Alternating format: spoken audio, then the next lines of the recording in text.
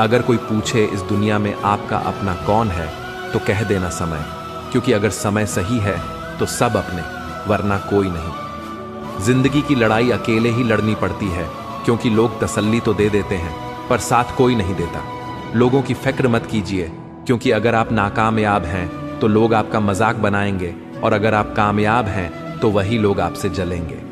शिक्षा कहीं से भी प्राप्त कर सकते हैं, लेकिन संस्कार हमेशा घर से ही मिलता है।